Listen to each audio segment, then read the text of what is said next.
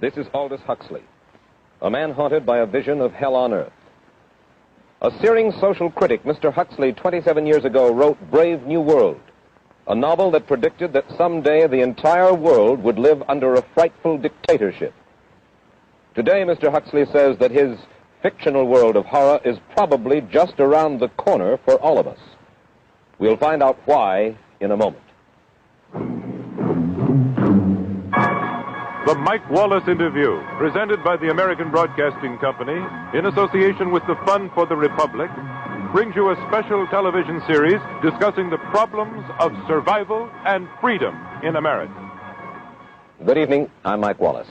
Tonight's guest, Aldous Huxley, is a man of letters, as disturbing as he is distinguished. Born in England, now a resident of California, Mr. Huxley has written some of the most electric novels and social criticism of this century. He's just finished a series of essays called Enemies of Freedom, in which he outlines and defines some of the threats to our freedom in the United States. And Mr. Huxley, right off the bat, let me ask you this. As you see it, who and what are the enemies of freedom here in the United States? Well, I don't think you can say who in the United States. I don't think there are any sinister persons deliberately trying to rob people of their freedom. But I do think, first of all, that there are a number of impersonal forces which are pushing in the direction of less and less freedom. And I also think that there are a number of technological devices which anybody who wishes to use can use to accelerate this process of going away from freedom, of imposing control. Well, what are these forces and these devices, Mr. Huxley? I should say that there are two main impersonal forces. The first of them is not exceedingly important in the United States at the present time, though very important in other countries. This is the force which in general terms can be called overpopulation, the mounting pressure of population pressing upon existing resources. This, of course, is an extraordinary thing. Something is happening which has never happened in the world's history before. I mean, let's just take a simple fact that between the time of the birth of Christ and the landing of the Mayflower, the population of the Earth doubled. It rose from 250 million to probably 500 million. Today, the population of the Earth is rising at such a rate that it will double in half a century. Well, why should overpopulation work to diminish our freedoms? Well, in a number of ways. I mean, the experts in the field, like Harrison Brown, for example, pointed out that in the underdeveloped countries, actually the standard of living is at present falling, that people have less to eat and less goods per capita than they had 50 years ago. And as the position of these countries, the economic position, becomes more and more precarious, obviously the central government has to take over more and more responsibility for keeping the ship of state on an even keel. And then, of course, you're likely to get social unrest under such conditions, with again an intervention of the central government. So that I think one sees here a pattern which seems to be pushing very strongly towards a totalitarian regime. And unfortunately, as in all these underdeveloped countries, the only highly organized political party is the Communist Party, it looks rather as though they will be the heirs to this unfortunate process, that they will step into the position of power. Well, then, ironically enough, one of the greatest forces against communism in the world, the Catholic Church, according to your thesis, would seem to be pushing us directly into the hands of the communists because they are against birth control. Well, I think this strange paradox probably is true. There is it's an extraordinary situation, actually. I mean, one has to look at it, of course, from a biological point of view. The whole essence of biological life on Earth is a question of balance, and what we have done is to practice death control in a most intensive manner without balancing this with birth control at the other end. Consequently, the birth rates remain as high as they were, and death rates have fallen substantially. All right, then. So much for the time being, anyway, for overpopulation. Another force that is diminishing our freedoms. Well, another force which I think is very strongly operative in this country is the force of what may be called over-organization. As technology becomes more and more complicated, it becomes necessary to have more and more elaborate organizations, more hierarchical organizations. And incidentally, the advance of technology has been accompanied by an advance in the science of organization. It's now possible to make organizations on a larger scale than was ever possible before.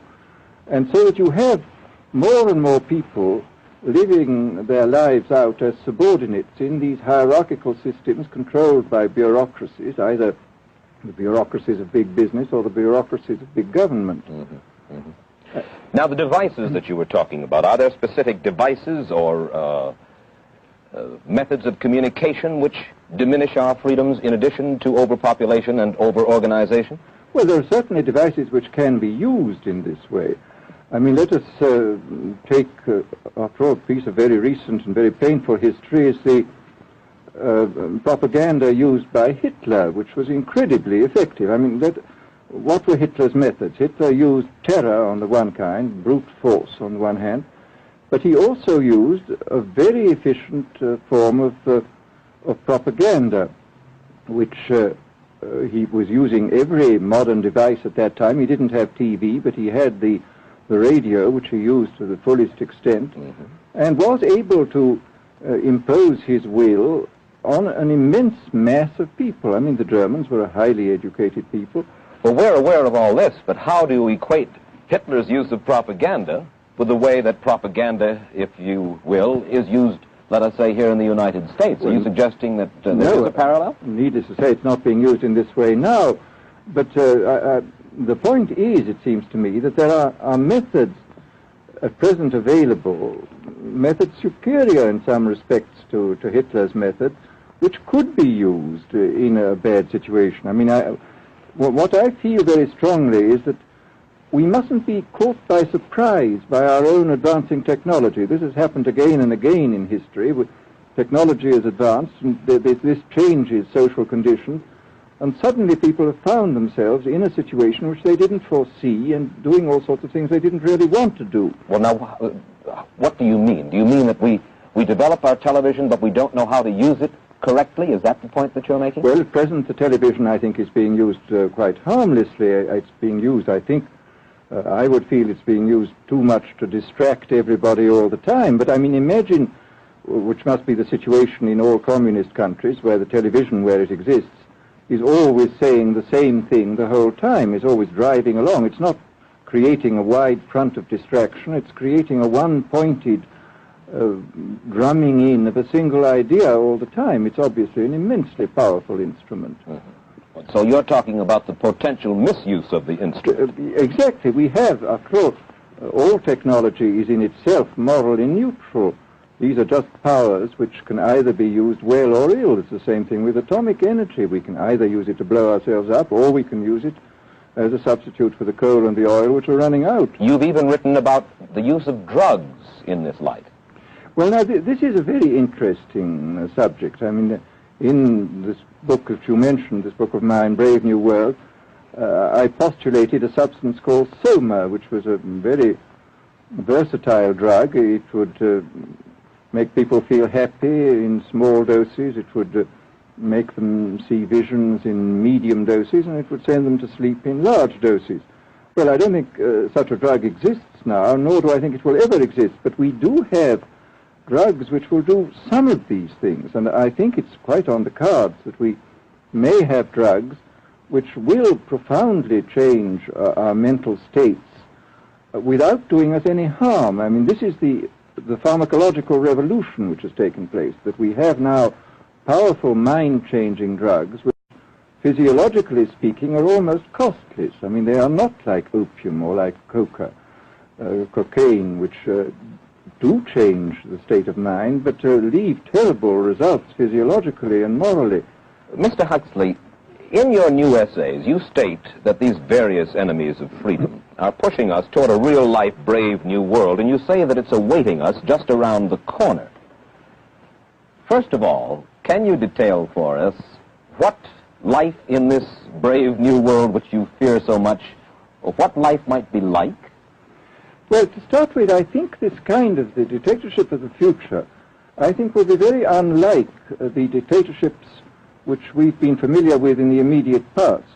I mean, take another book prophesying the future, which was a very remarkable book, George Orwell's 1984.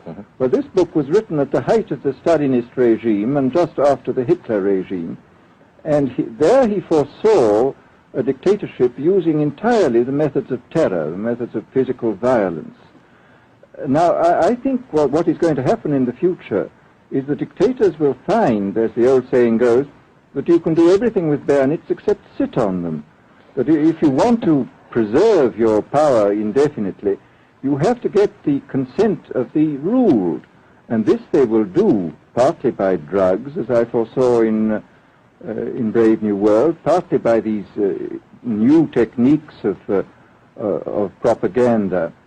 They will do it by bypassing the sort of rational side of man and appealing to his subconscious and his deeper emotions and his physiology even, and so making him actually love his slavery. I mean, I think this is the danger, that actually people may be in some ways happy under the new regime, but they will be happy in a situation where they oughtn't to be happy. But let me ask you this. You're talking about a world that could take place within the confines of a totalitarian state. Let's become more immediate, more urgent about it. We believe, anyway, that we live in a democracy here in the United States. Do you believe that this brave new world that you talk about could, let's say in the next quarter century, the next century, could come here to our shores?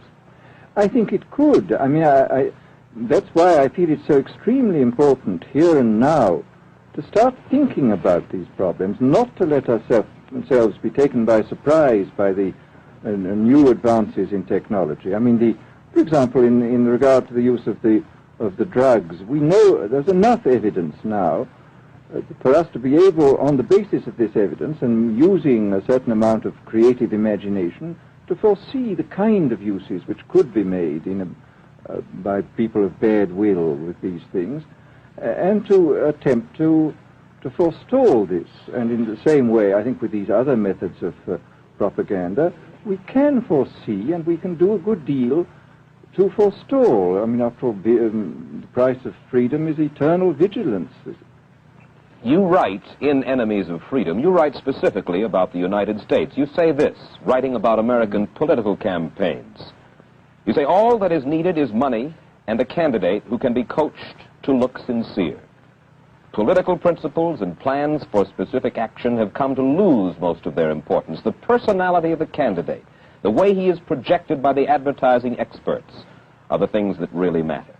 Well, this is, during the last campaign, there was a great deal of this kind of statement by the advertising managers of the campaign parties, this idea that the candidates had to be merchandised as though they were soap or toothpaste, and that you had to depend entirely on the personality. I mean, the personality is important, but there are certainly people with an extremely amiable personality, particularly on TV, who might not necessarily be very good in positions of political trust. Well, do you feel that men like Eisenhower, Stevenson, Nixon, with knowledge of forethought, were trying to pull the wool over the eyes of the American public? No, but they were being advised by powerful advertising agencies who were making campaigns of a quite different kind from what had been made before. And I think we shall see probably all kinds of new devices coming into the picture. I mean, for example, this thing which got a good deal of publicity last autumn, subliminal projection. I mean, as it stands, this thing, I think, is of no menace to us at the moment. But I was talking the other day to one of the people who has done most experimental work in the psychological laboratory with this, was saying precisely this, that it is not at the moment a danger, but once you've established a principle that something works, you can be absolutely sure that the technology of it is going to improve steadily.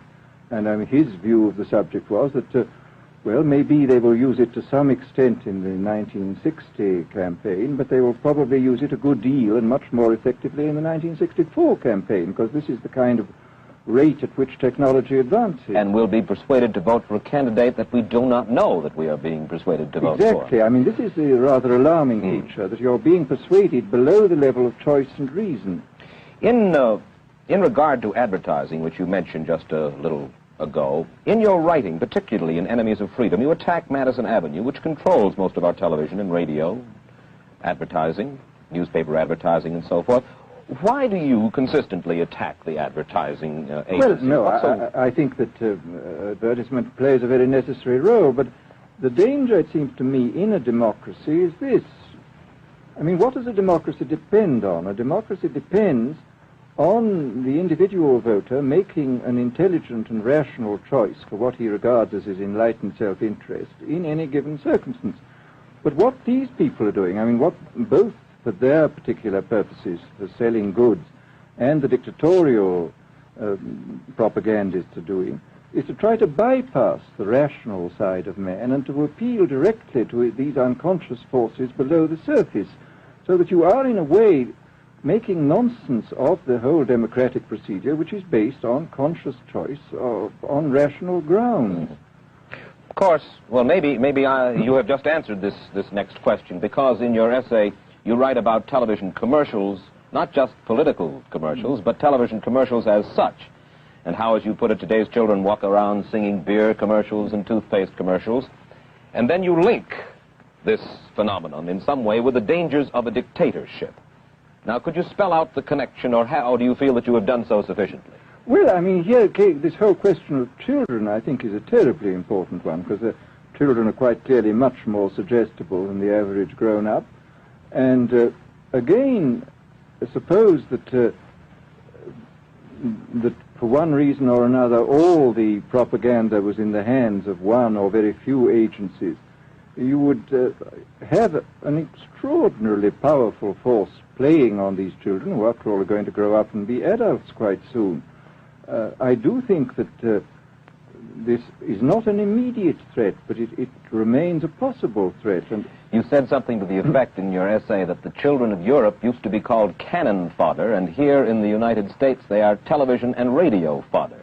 Well, after all, you can read in the trade journals the most lyrical accounts of how necessary it is to get hold of the children, because then they will be loyal brand buyers later on. Mm-hmm. But, I mean, again, you just translate this into political terms. The dictator says they will be loyal ideology buyers when they're grown up. We hear so much about brainwashing as used by the communists. Do you see any brainwashing other than that which we've just been talking about that is used here in the United States? Other forms of brainwashing? Not in the form that has been used in China and in Russia, because this is essentially the application of propaganda methods, the most violent kind, to individuals. It's not a shotgun method like the advertising method. It's a way of getting hold of the person and playing both on his physiology and his psychology till he really breaks down, and then you can implant a new idea in his head. I mean, the descriptions of the methods are really blood-curdling when you read them, and not only the methods applied to political prisoners, but the methods applied, for example, to the training of the young communist administrators and missionaries. They receive an incredibly tough kind of training, which causes about 25% of them to break down or commit suicide, but produces 75% of completely one-pointed fanatics. The question, of course, that keeps coming back to my mind is this. Obviously, politics in themselves are not evil. Television is not in itself evil. Atomic energy is not evil. And yet you seem to fear that it will be used in an evil way. Why is it that the right people will not, in your estimation, use them? Why is it that the wrong people will use these various devices and for the wrong motives? Well, I think one of the reasons is that these are all instruments for obtaining power, and obviously the passion for power is one of the most moving passions that exist in man, and after all, all democracies are based on the proposition that power is very dangerous and that it's extremely important not to let any one man or any one small group have too much power for too long a time. After all, what are the British and American constitutions except devices for limiting power? And all these new devices are extremely efficient instruments for the imposition of power by small groups over larger masses. Well, you ask this question yourself in Enemies of Freedom. I'll put your own question back to you. You ask this: in an age of accelerating overpopulation, of accelerating overorganization, and ever more efficient means of mass communication, how can we preserve the integrity and reassert the value of the human individual? You put the question. Now here's your chance to answer it, Mr. Huxley. Well, this is obviously, first of all, it's a question of education. I think it's terribly important to insist on individual values. I mean, there is a tendency, as you probably read a book by White, The Organization Man, a very interesting, valuable book, I think, where he speaks about the new type of group morality, group ethic, which speaks about the group as though the group was somehow more important than the individual. But this seems, as far as I'm concerned, to be in contradiction with what we know about the genetical makeup of human beings, that every human being is unique. And it is, of course, on this genetical basis that the whole idea of the value of freedom is based. And I think it's extremely important for us to stress this in all our educational life. And I would say it's also very important to teach people to be on their guard against the sort of verbal booby traps into which they're always being led, to analyze the kind of things that are said to them.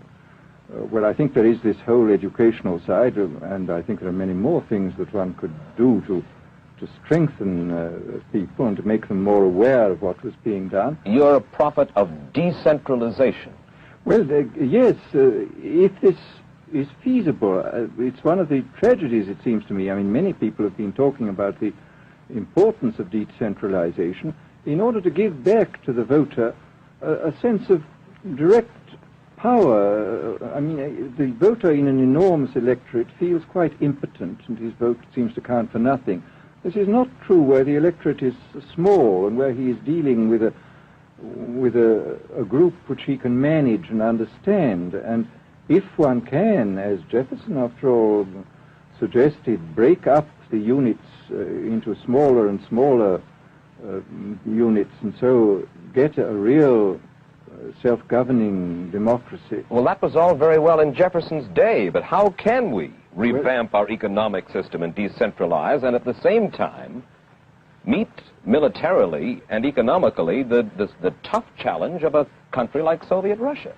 Well, I think the answer to that is that there are, it seems to me that industrial production is of two kinds. I mean, there are some kinds of industrial production which obviously need the most tremendously high centralization, like the making of automobiles, for example.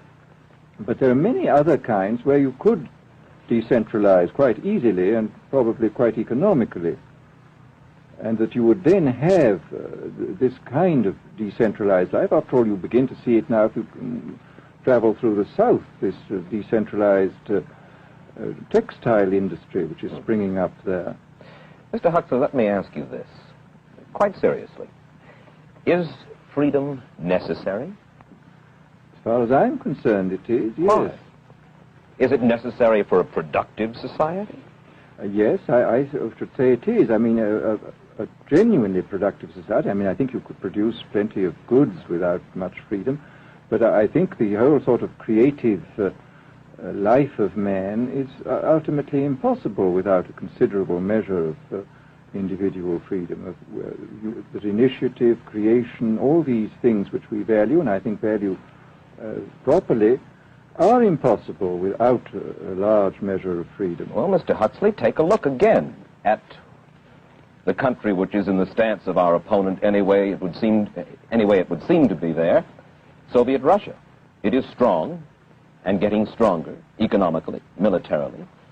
At the same time, it's developing its art forms pretty well. It seems not unnecessarily to squelch the creative urge among its people, and yet it is not a free society.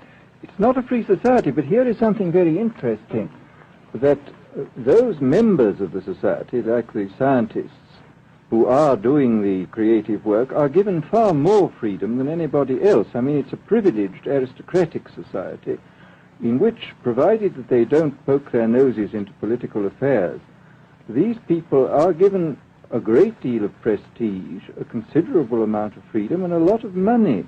I mean, this is a very interesting fact about the new Soviet regime, and I think what we're going to see is a people on the whole with very little freedom, but with an oligarchy on top, enjoying a considerable measure of freedom and a very high standard of living.